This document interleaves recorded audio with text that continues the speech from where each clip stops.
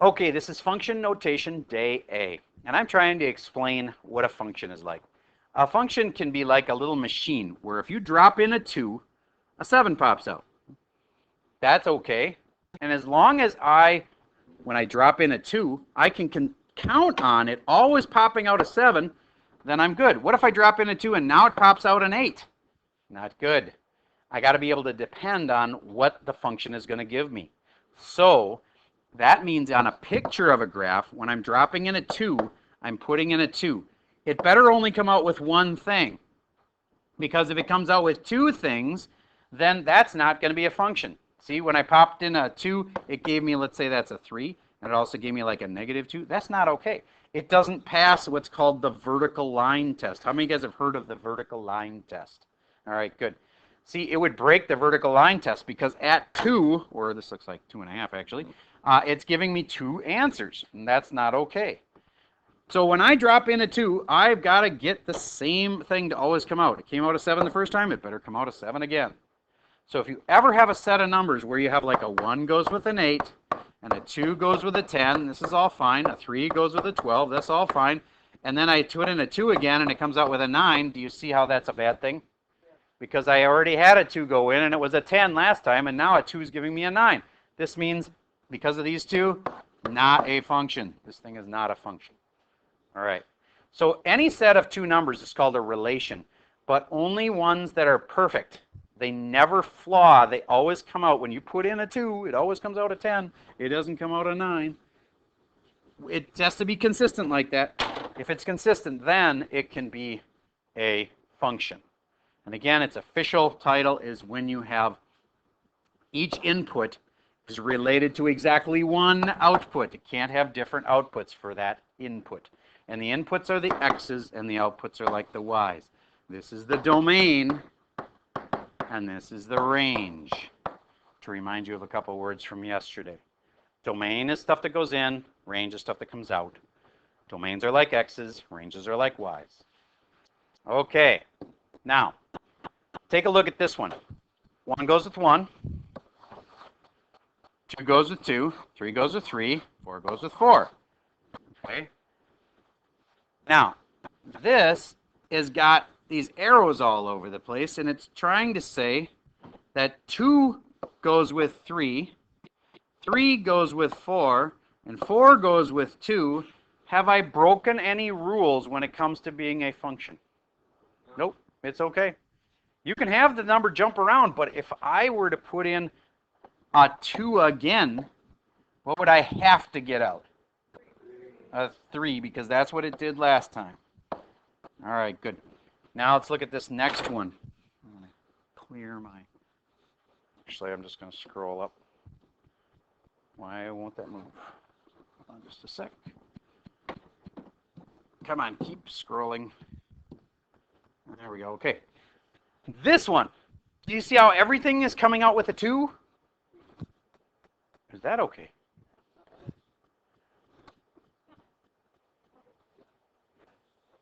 Yes, it's okay. Well, this is what would be a problem. If a 1 comes out with a 1, and a 1 also pops out a 2, then I can't trust my 1 input anymore. Okay, so this one, the way it was drawn, it is a function. That's okay.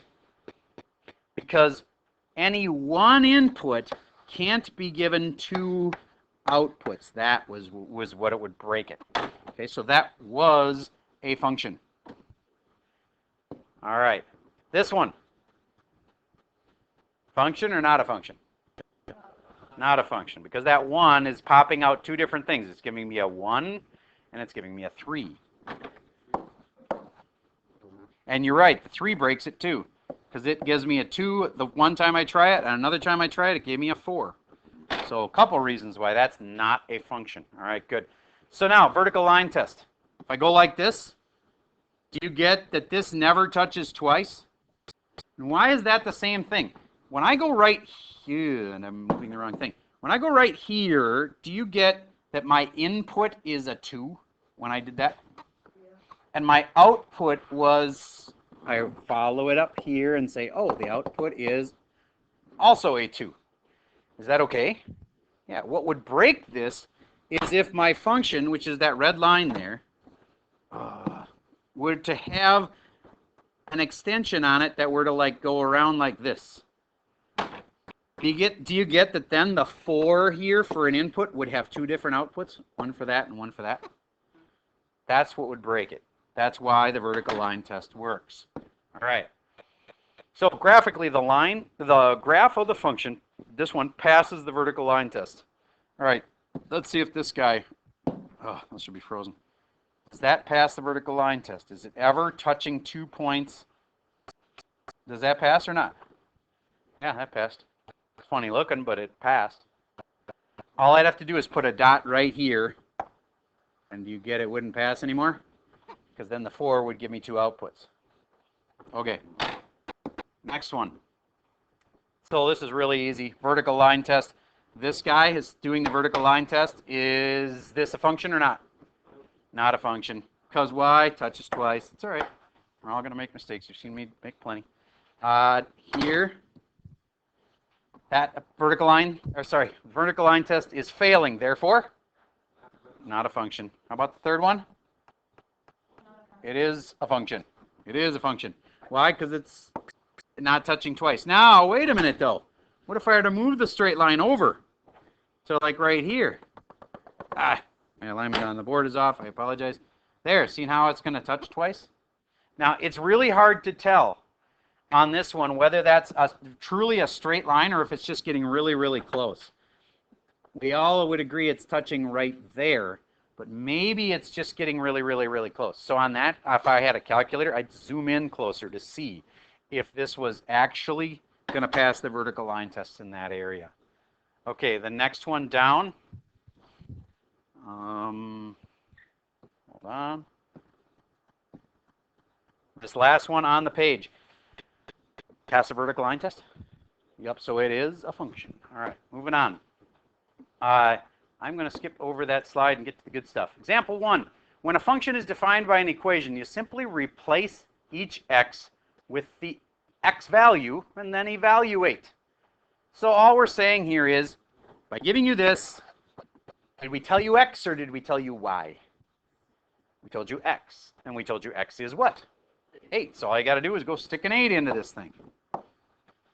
And you would get 2 times 8 plus 5 over 8 minus 3, you can do in your head, is 5. And now some of you would have been tempted to cancel that 5 in the past, but now you know you can't do that because it's part of an add or subtract problem. So don't cancel that 5. Let's figure out the final answer, and it's a big fraction. And would you please turn and show it to the kid that I paired you with for today across from you, where the triangles.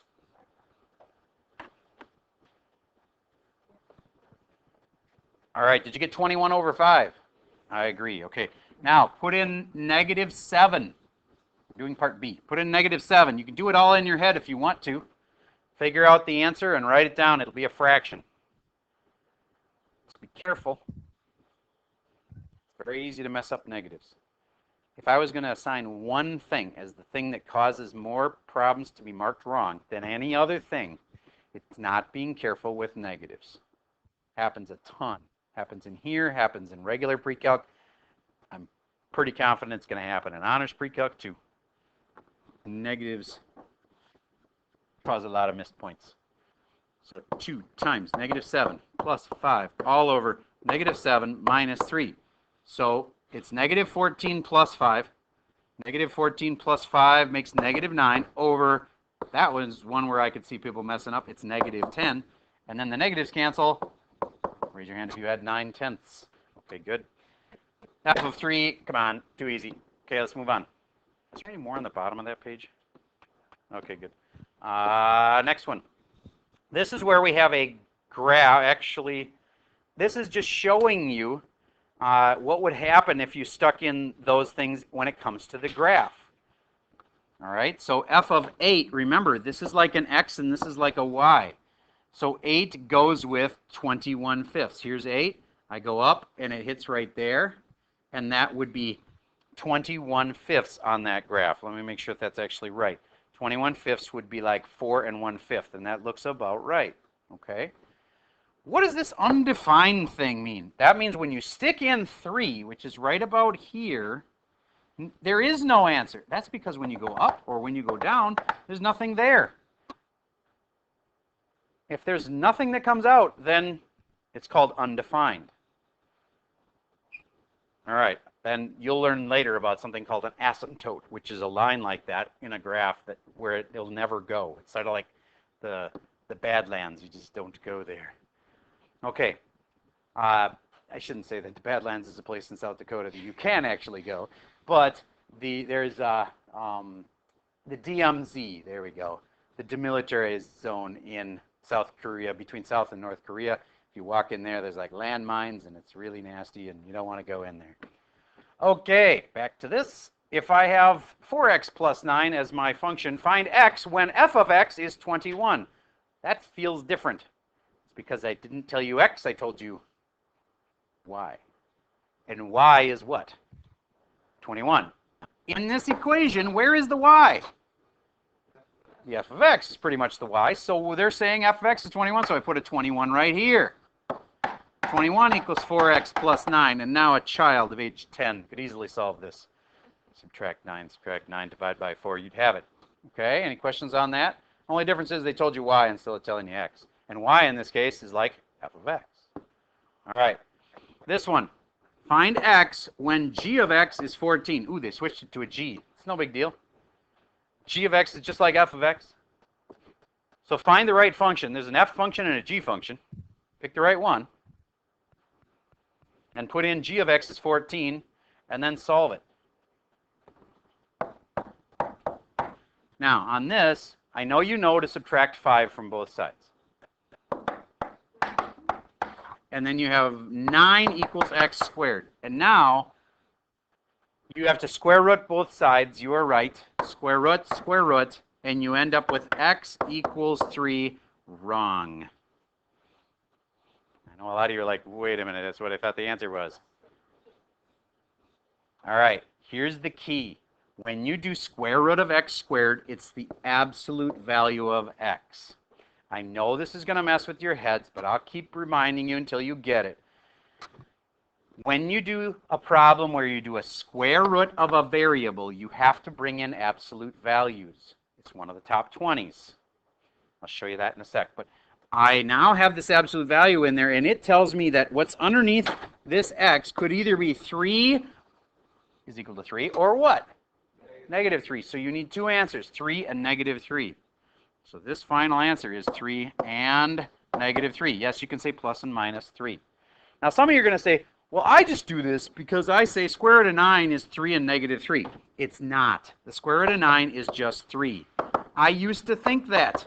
I used to think that square roots of like 9 would have two things. It's not. I can prove it to you a really simple way. Type it in your calculator sometime. Square root of 9. It will not say 3 and negative 3. The square root of 9 is just 3. The reason you get two answers is because the square root of x squared is the absolute value of x, and that's what forces the two answers. You'll get more of that later. Okay, next topic. G of A. Ooh, we're getting kind of obscure here. Part B. G of A. Well, I know to use the g function, right? So I'm not using this function. I'm using the g function. But they didn't tell me a number. But they told me what x is. What's x equal to in this case? A. And therefore, I put in the A. Just like you put in an 8 when I said f of 8 or g of 8. This is an A, so I'm going to put in an A. G of A is a squared plus 5, and that's it. You don't know what A is, so you have to leave it that way. So I have a strange question for you. What's G of pencil? Pencil squared plus 5. Very good. The point is, whatever I say this is, you just put it there. Because it's the same as that. So G of flamingo is flamingo squared plus 5. Okay, moving on. G of A plus 1. I was trying to make the point that whatever I put here is to be put in place of the what? The x. The x. So you would put it in there, g of a plus 1, that's the point, that's what the problem is. And you'd put it in there for x. And you'd have a plus 1 squared plus 5. Now, let's not fall into one of the most common traps. This is on the top 20 also. Because when you're squaring this puppy, a lot of people think, oh, it's a squared plus 1 squared. No, it's not. It's a plus 1 squared, which means a plus 1 times itself. Do you get what I'm saying? That's different than a squared and 1 squared. You can't do that. That does not work. Yes. Now that you remember that this thing is squared, meaning times itself, you'd FOIL that out. First, outside, inside, last, and then add the 5. So first would make a squared. Outside is 1a, inside is 1a. That makes 2a. Last is 1 times 1 is 1. And then I add the 5. And now I can say a squared plus 2a plus 6. That's it. A lot of times your answers have variables in them. You're moving to higher level math. When you were in just algebra, the answer usually would just come out to 2 or 7 or -7 if they're really getting complicated. But now we have answers that have variables in them. All right. This one. This one's a little more complicated. Did they tell me the x like they did on all the other ones, or did they tell you the y? They told you the y. They told you y is equal to what? The y is 21. The y is 21. Well, actually, specifically, which function should I be using here? The f or the g function? The f function, because of that f right there. So I get rid of this in my head, and I go to this one. And now I'm supposed to know that by looking at this, that the y, which is, by the way, like f of x is 21. I know there's another part on the x area, but we're not talking about that right now. Do you get if I said this, f of 3 is equal to 8? Which one's the y, the 3 or the 8? The 8 is like the y, right? And this is like the x, right? So when they tell you this, they have told you the y, and it's right there. The y is 21. Y is like f of x, so f of x is 21. 21 is equal to 4x plus 9. Now, we'll get to that other part in a minute. But for right now, we're just going to solve it down. And we subtract 9 from both sides. 21 minus 9 gives me, let me think, 12 equals 4x. So x must equal 3. Can I be done now? No. But if x equals 3, do you get that x is right here? That's where x is, right? So if x equals 3, then m minus 2 has to be 3. So then m minus 2 equals 3. So then you just add 2 to both sides. M must equal 5. I know, some people's brains just exploded. That's the hard part. That's what makes this an honors class. We wouldn't have gone there in the regular class. All right, I'm going to walk through that one more time to see if you can get it. Do you get at the beginning? I started by saying the y was 21. Why did I say the y was 21? Because the stuff on the inside, the x, was kind of complicated. So I'm just going to ignore that for now and say y is 21. So here's where y goes. Y is like f of x. Then we solved it down. That was an easy part. And it came out with x. What was it again? 3? Okay. Then, once I knew x was 3, I have to be smart and know that's where x goes, right? So x is m minus 2. X is m minus 2. And then I just solve that, and I know that m must be x plus, oh, wait a minute, x is 3, sorry. X equals m minus 2, and x is 3. Knew that from here. 3 equals m minus 2. Then I add 2 to both sides. M must be 5. Yes, ma'am? Why can't we just plug in everything at once? I am not certain. That might even work. Okay, I can't promise that for the graphs, there's one like this with graphing, but I'm happy if it works. That's awesome. And for this kind of a problem, I bet you it would work consistently. Let's get to the graphing kind because they're coming soon, or tables and graphs work kind of the same way. Once again, this is really important. The first thing you always ask is, did they tell me X or did they tell me Y? On this problem, did they tell me X or Y? They told me X. X was what? X was -1. So I go on my chart. Where is X -1? Right there. Now I got two possible answers, either 5 or 0. And then you just logically, which should I pick, the F or the G? F. And therefore I narrow it down to, must be that one, 5. Okay, next. On this problem, did they tell me X or did they tell me Y? They told me Y. Y was equal to what? 0. So where on this chart would I find G of X equaling 0? I see a spot right here. Is that the only spot? Okay. Looks like there's another spot here. Do you get how those kind of go together? All right, now are we working with the G function or the F function on problem B?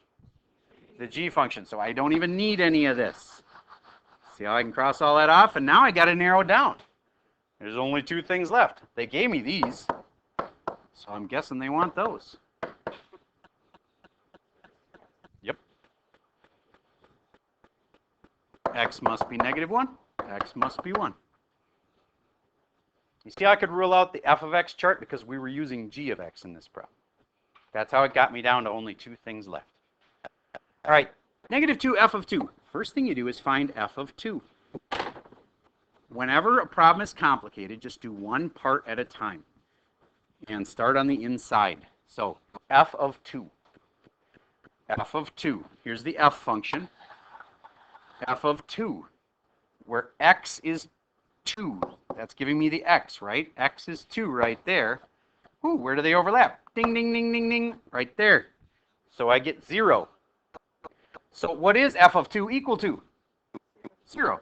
So I can replace this right here with a 0. So it's -2 times 0. And then what's that? 0. On this one, did they tell you X or did they tell you Y? I told you Y. Y was equal to what?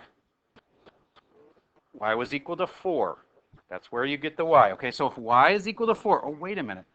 I just have to subtract 6 from both sides. And then I'll get what Y really is. F of X is equal to 4 minus 6 is -2. Oh, so F of X equals -2. So really, they're telling me the Y, and the Y is -2. So now, if I'm doing F of X, I'm going to just right away rule out the whole G of X. Can't be any of that stuff. F of X is -2. Here's F of X. And X, and then they didn't tell me X. They told me F of X. F of X was -2. Uh-oh. Oh, I remember this one. Sorry. This one, the person who made the problem, like this morning, made a mistake on it, and this 6 cannot work because we need it to come out to be something that's in this list. There's no, on this list, there was no -2. Okay, so I apologize. D is not possible with the number they gave us. All right, we're going to be out of here very soon. The next ones were exactly the same. I'd like to look at doing just the evens again tonight because of not having any time to work on it in class. Then tomorrow, Thursday, we'll have one more new day of material. Friday, we'll have lots of time to review. Over the weekend, you can review more if you want to, and then Monday, we'll have our first test in here. All right, I know there's assignments out there that have not been collected yet. It's okay. We will get that probably tomorrow. We'll get caught up on assignments that are out there and graded and yet not in the grade book. Down to like 1 minute. Do you get a review? In this class, yes. In pre-calc next year, no. But in this class, you'll get a review assignment with it that's very similar to what the test is like. Okay, that's all I got for you for the video for today.